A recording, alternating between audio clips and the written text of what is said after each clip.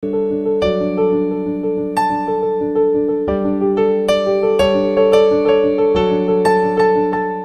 isang problema natin, siyempre, anong mga gamutan na sa diabetes, di ba? Pag hindi na natin nakuha dito sa mga diet.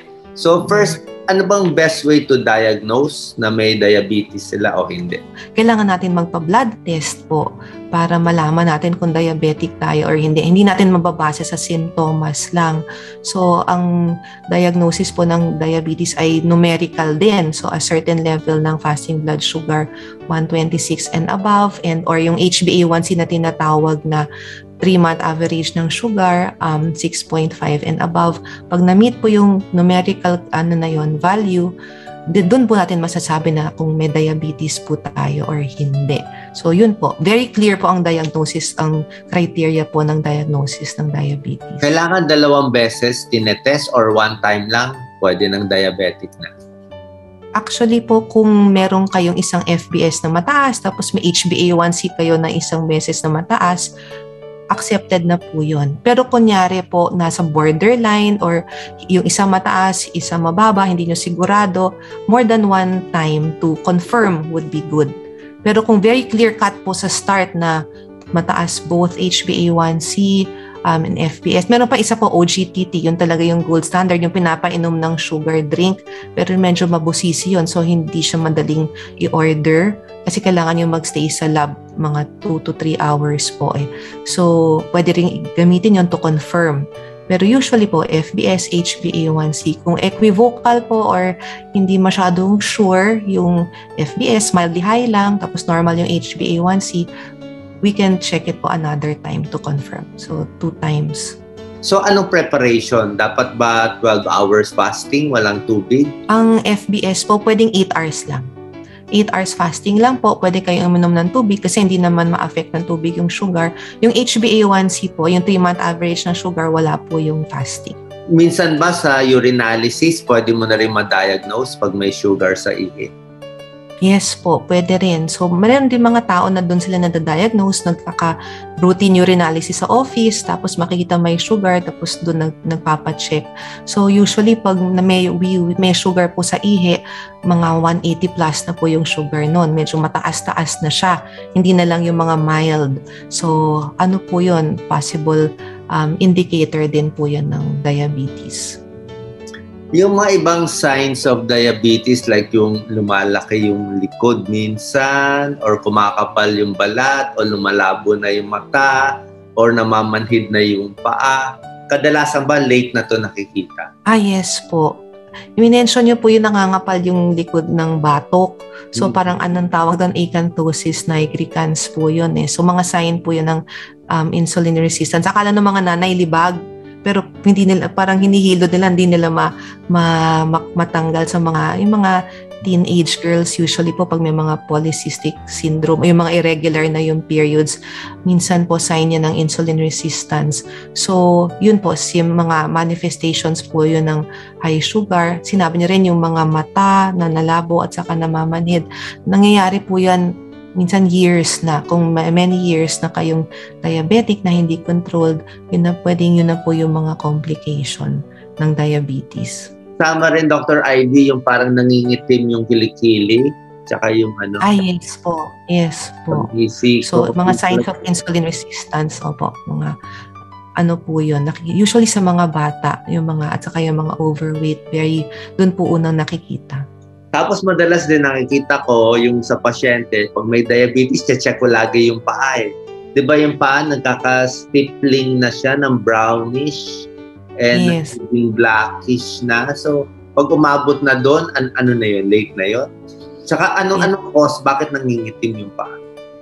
Maraming din mga skin manifestations po yung diabetes. So, sa paa usually po yung unang nakikita na minsan may mga dots, minsan nangingitim. So, ano po yun eh, parang effect na po siya ng tinatawag nating mga damage dun sa ugat, sa arteries po, at saka sa nerves. Pag matagal na po yung diabetes, so numinipis na yung mga arteries or nagkakabara-bara na po sila. So, hindi na maganda yung daloy ng dugo sa paa. Tapos, yung nerves din po, parang nadadamage na rin siya ng many years of high sugar. So, yung effect po nun is yung paa po pwedeng maging dry, mawala na ng pakiramdam, prone na po sa mga sugat. So, very, very important po pag diabetic kayo na matagal na rin, tapos alam nyo medyo namamanhid na ang paa, na prone po kayo magkaroon ng mga diabetic foot problem. So, yun yung mga sugat na hindi gumagaling. So, importante, i-check yung paa araw-araw, titingnan yung ilalim, baka may naapakan pa na hindi nyo naramdaman. Mga stapler, mga pako, minsan 1 week na pala po nandun, hindi nila namamalayan kasi manhid na, tapos makaka-infection. So, parang daily inspection po ng paa, important. Siyempre sa doktor din po, every time na bibisita ang pasyente sa doktor, dapat sine-check po ang paa to make sure hindi at risk for mga diabetic foot infection, and then amputations po ang dating niyan later on. So, yun yung gusto nating hindi mangyari. Brother ko kasi diabetic, naalala ko ang complaint niya yung dry mouth, laging natutuyo daw yung bibig. Tapos kahit kumakain siya marami, malakas siya kumain, hindi naman siya tumataba. Actually, masaya sila, di ba? Itong mga diabetic na, uy, kain ako ng kain, pumapayat ako. So, ano ba nangyayari sa dugo? Bakit sila ganun? Kain ng kain, hindi naman tumataba. Pag uncontrolled yung sugar, yun nga yung mga dry mouth, increased thirst. Tapos pag uncontrolled po kasi yung sugar, ibig sabihin talagang hindi na kaya nung insulin ng katawan na gamitin yung sugar na nasa dugo para maging source of energy. So maghahanap po yung katawan ng other source of energy. So yun yung mga fat or muscle. So dun tayo nagkaka-muscle wasting. So yun po yung source ng weight loss. Yun yung cause ng weight loss po. Pag uncontrolled na or medyo advanced na yung diabetes or yung sugar nasa mga 200, 300 na, usually yung insulin kulang na po sa katawan na hindi magamit yung sugar, natural sugar na nasa dugo, maging source ng energy ng body. So sa ibang organs po yung kinukuhanan ng energy. So that's why pumapayat. Maganda nga itong mga payo mo, Dr. Ivy, doon sa na babawasan yung mga matatamis, yung mga matataba, at siguro bukod sa mga juices na, di ba, juices talagang matindi. Yung mga kakanin, di ba, Pilipino mahilig sa kakanin? Opo. Parang super high ba yun sa sugar? Mga bibingka, papalitaw, lahat napakasarap.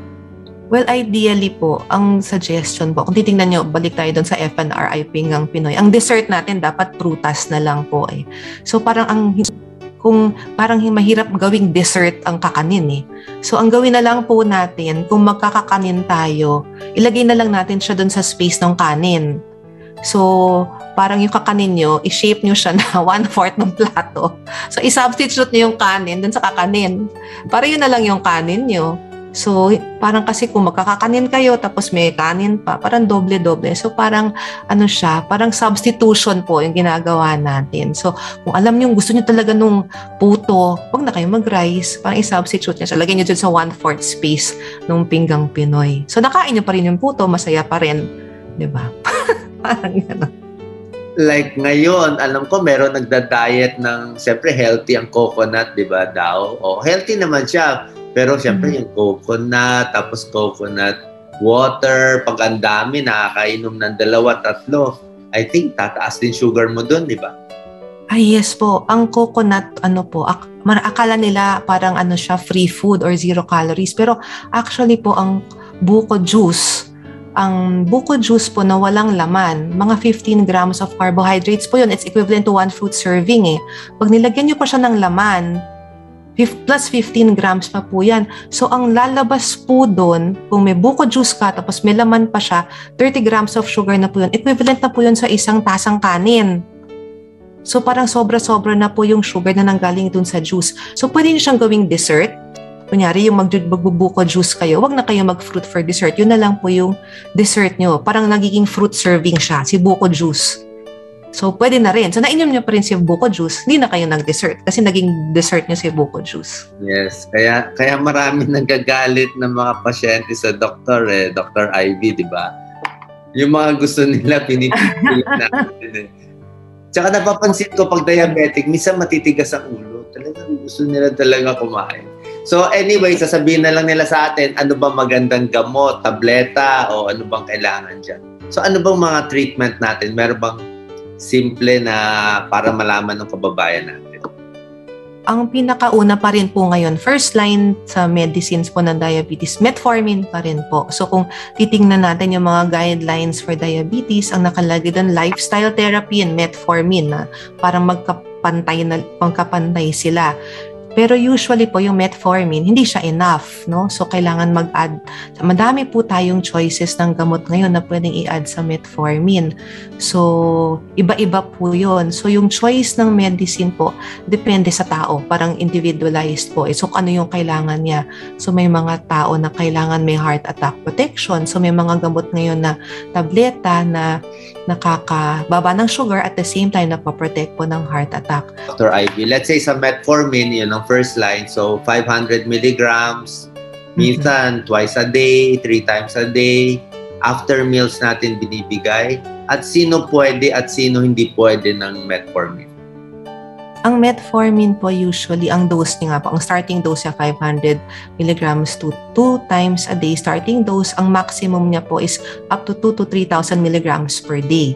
So, ang metformin po ay very safe. Ang side effect lang niya po is usually stomach upset, minsan diarrhea, yung madaling pumunta sa banyo.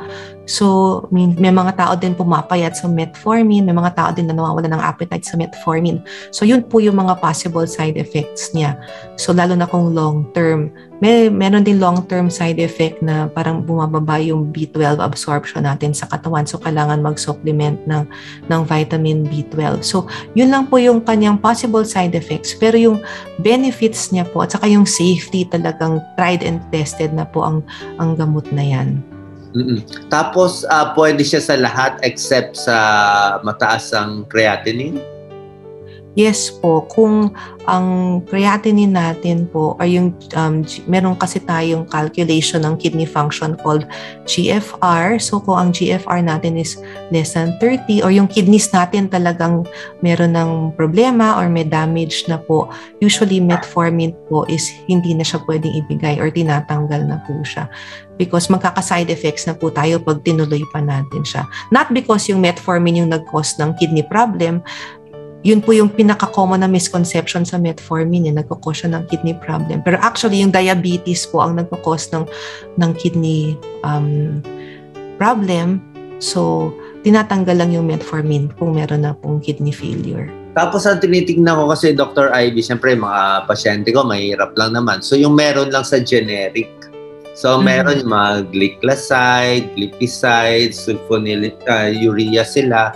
So, yes, okay pa rin naman sila, di ba? Itong mga glycoside, 80 milligrams twice a day. Yes, parang medyo comparable naman to the more expensive na 100 peso per tablet, itong mga mura.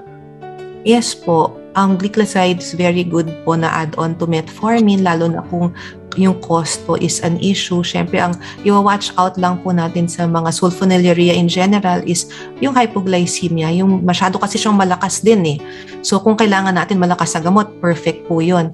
Pero kunyari, medyo may edad na po, tapos may kidney problem na, mag-iingat tayo sa mga sulfonylurea po kasi pwedeng makakos ng masyadong mababang sugar po siya. Tapos, let's say, yan, sa mga mahirap na pasyente na hindi maka-afford metformin, itong mga glycoside, glipizide. Tapos, kailan mo isi-shift doon sa mas mahal na ibang gamot? Sasabihin mo, oo nga, kailangan ng katawan mo itong mas mahal. Ano yung mga indication na hindi na pwede dito sa mga generic na mas mura, doon na tayo sa mas mahal? Kung hindi makontrol po yung sugar. So kung talagang hindi nag-work yung metformin, glycoside, tapos mataas pa rin yung sugar niya or nag-add na tayo ng isa, hindi pa rin nag-work. Kung ang sugar po is mataas pa rin, add tayo ng gamot. So pwede tayong mag-add ng mga DPP-4 inhibitor po, yung mga SGLT2 inhibitor na tawag na medicine. Anong mga generic nito, Dr. Ivy, para maintindihan? Ang DPP-4 po, mga sitagliptin, linagliptin, Vildagliptin, Vildagliptin, yan po ang mga generic name po ng DPP-4 inhibitors. Very neutral class of medications po yun, wala halos side effect, complementary to metformin.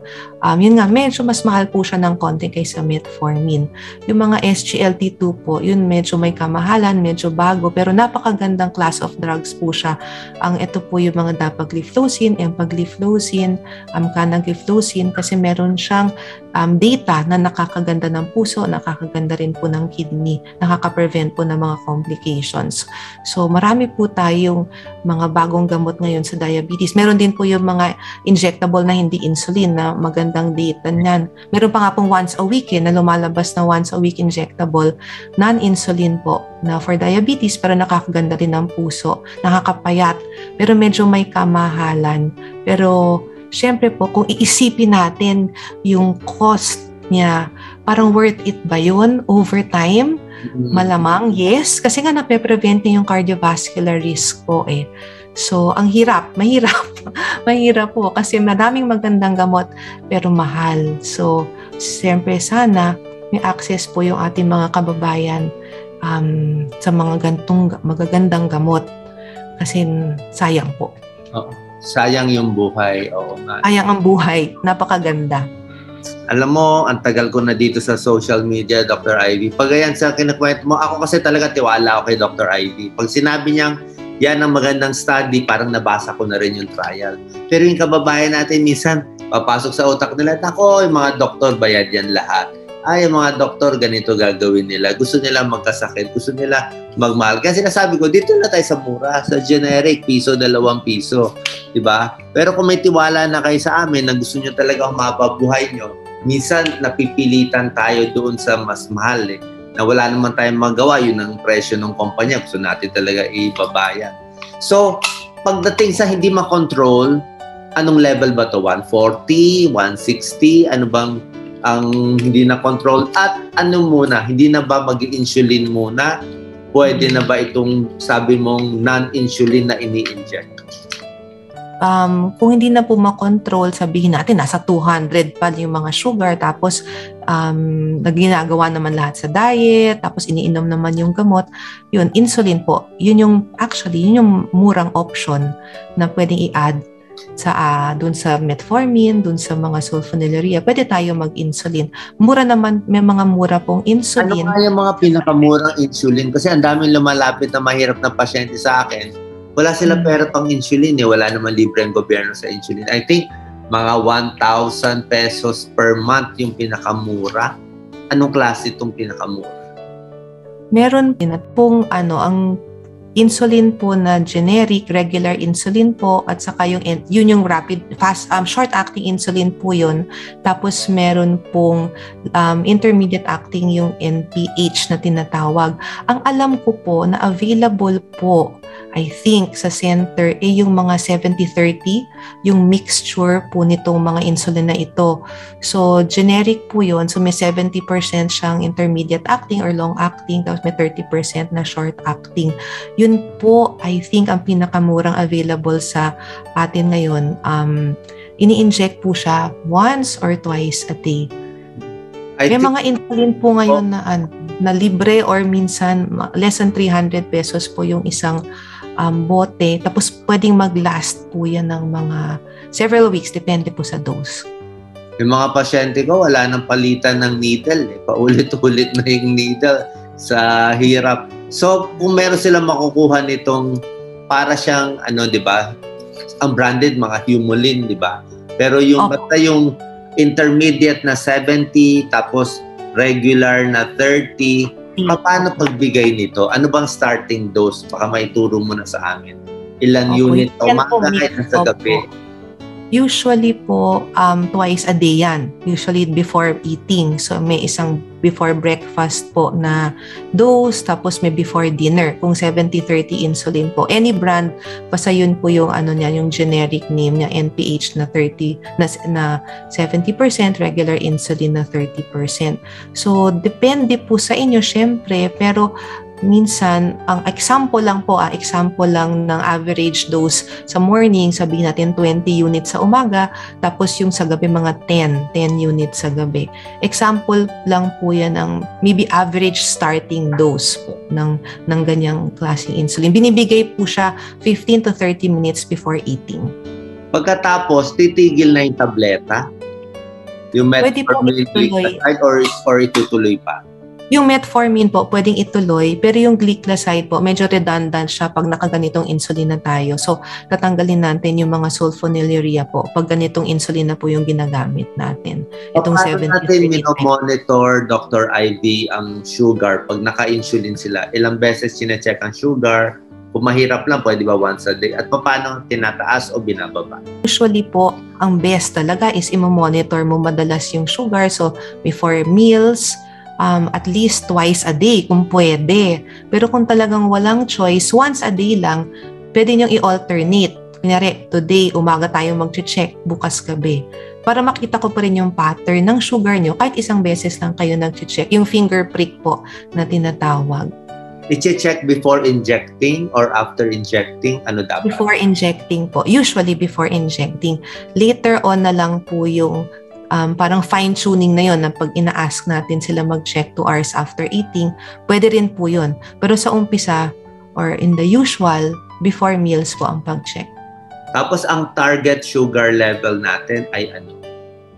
Ano rin po yun, individualized din po siya. So kung bata-bata kayo, tapos talagang marami pa kayong years ahead of you, syempre gusto natin perfect na perfect at as close to normal po ang sugar kasi para ma-prevent po yung complications. So ito po yung fasting sugar na mga 100 or below. Tapos mga 2 hours after meal na 140 or below. Yun po yung targets. Pag talagang gusto natin, normal na normal siya. However, kung nasa medyo may edad na po, tapos marami ng komplikasyon, may kidney failure na, may liver failure, medyo high risk na po to sa tinatawag nating hypoglycemia, yung targets natin po tumataas. Meaning, naging less strict tayo sa ganitong klaseng population. Kasi, mas pinaprioritize natin na hindi sila magkaroon ng episode ng very, very low sugar na pwedeng mas delikado po sa kanila. So ano target natin sa mga, let's say, senior citizens? Pag mga elderly po, pwedeng yung fasting from 100, pwedeng umabot ng 130 po yun pag elderly na. Tapos yung 2 hours after meal, imbes na 140, pwede siyang umabot na 160. Pag mga 90 plus years old na 80 plus years old, minsan acceptable pa rin yung mga 180. Parang okay na tayo doon. Huwag lang masyadong umaabot sa 200. Tapos, let's say, makuha nila, ito medyo malalim na. Pag mataas ang sugar sa umaga or mataas ang sugar sa gabi, paano ina-adjust itong 20 units ng insulin sa umaga at 10 units sa gabi? Yung 70-30 po na insulin kasi, parang meron siyang 2 peaks po eh. So, nagpipeak siya after mga 2 to 4 hours. Tapos, yung pangalawa naman po, magpipeak mga 6 to 8 hours. So, kunyari po, mataas, nagbigay kayo ng 70-30 insulin sa morning. Tapos, mataas po yung lunch sugar nyo. So, ibig sabihin, yung binigay yung morning dose, kulang. So, pwede nyong itaas po yung dose nung sa umaga by 2 units, by 4 units, until ma-reach nyo yung mas maganda or mas mababang lunch and afternoon sugar. Kunyari naman po, yung sugar niya bumabagsak ng hating gabi. So, nag-hypoglycemia kayo. Ibig sabihin, yung 10 units natin na binigay ng dinner, sobra. So, babawasan niyo yun. Yung pagbawas po, pag may mga low sugar episodes, mas drastic po eh. So, mas gusto niyo kalahati lang or pwedeng tanggalin na lang yung nighttime na insulin kung nagkakaroon kayo ng very, very low sugars ng hating gabi or early morning. So, pwede niyong gawing 5 units, down to 5 units yung 10 units sa pre-dinner or pwedeng i-0. So, ang pag-check pala nitong insulin is 4 hours after pag-inject. Hindi yung dating tinuturo na pag yung gabi mataas, ay a-adjust yung sa umaga. Di ba ganun ang turo? Mm-hmm. Yung 4 hours will be parang pre-lunch na po yun eh. Yung 4 hours after breakfast will be parang pre-lunch na. So ideally po, the more numbers, the more checking, mas mapa-fine-tune po yung yung insulin dose. Pero kung mataas let's say mataas yung insulin niya at 6 a.m., 6 a.m. mataas siya, let's say 240. So paano i-adjust yun? Babawasan yung gabi? Yung yung pag mataas yung morning, maraming maraming possibilities. One is kulang yung insulin sa before dinner or nasobrahan. Kasi may mga tao po na nagdidip yung sugar nga, as I mentioned, midnight, 2 a.m., 3 a.m. Tapos yung natural adaptation po ng body is itataas na yung sugar. So, minsan po yung mataas na sugar sa morning, pwedeng dahil kulang yung insulin po sa dinner or sobra. So, ang answer po doon is mag-check tayo ng sugar na mga midnight or kahit mga 2 a.m. Medyo na siya, sobrang fine-tuning na po yun. Pero something like that po. Alam mo, Dr. Ivy Amante, before closing, tingin ko kailangan mag-vlog ang mga endocrinologists at gumawa kayo ng video araw-araw tungkol lang sa insulin sa diabetes. Kasi parang sobrang hirap talaga i-adjust yan. Nakakainis i-adjust. So pag-adjust, 2 units lang pataas. Opo, mga ganon. Mild lang. Bigla. Pagbaba, pwedeng mabilis. Opo, isa. Pag-inject ba dapat iba't ibang parts ng katawan? Kamay? Opo, pag ini-inject, ideally po, niro-rotate niya sa tiyan, sa thighs, or sa upper arm po. Niro-rotate po siya dapat. So, ang lesson ko doon, return demo. Dapat nag-return demo po sa amin. Or doon sa diabetes nurse po namin. Pag-inject sub-Q, di ba? Sub-Q, subcutaneous po siya. So, pag sa tiyan, wala naman danger mabutas yung yes po, kasi yung mga needle, super liit po nila ngayon. Very, very tiny. Walang mabubutas po yun kahit 90 degrees na ipasok. Mas safe ba yung merong ina-adjust na number na mismo? Or yung, pen. Or yung kinukuha mo sa vial? Anong mas madali? Mas safe? Madali po yung pen. Super dali po. At saka halos lahat po ng insulin ngayon, available na po siya in pen form. So, meron na rin po mga mura na ganun na parang pre-mix insulin na tinatawag. Actually, marami na rin po nagmura ngayon na ganong type. Kailangan ba naka-refrigerator? Pag hira ba pag hindi naka-refrigerator or something? Yung insulin po, pag nabuksan nyo na po, pwede naman siyang room temp as long as hindi nag-exceed ng 30 degrees po centigrade yung temperature sa kwarto. So kung hindi natin ma-assure yun, i-refrigerate na lang po natin. Huwag lang siyang ma-freeze. Kung hindi pa siya bukas, i-ref nyo pa siya for sure para maabot niya yung expiration date po doon sa insulin. Pag nabukas na po ang isang insulin, usually dinidiscard po siya 30 days after. Kahit hindi pa siya ubos. Sayang. Pero I'm sure na. Thank you. Yung rule. Any final tips, Dr. Ivy? Maraming salamat for your time.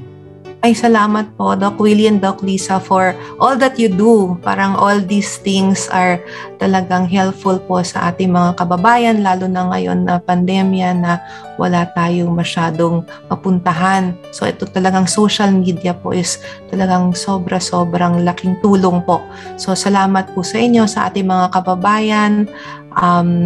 Salamat sa pagkinig. Sana po nakatulong po ako sa inyong mga tanong. So salamat. At sana po in the future makatulong pa sa inyo in some other ways. Yes, thank you very much. Alam nyo, napakabait ito si Dr. Ivy. Ano ba, gusto mo ba mag-madre dati? Baka. Lahat ng religious na binabasa. Sumusulat pa ng libro ng gagawa ka ng sarili mong Bible. Devotional. Sana po matuloy. Mahirap talaga, mahirap. So anyway, thank you very much and God bless palagi. Thank you po, Doc Willie.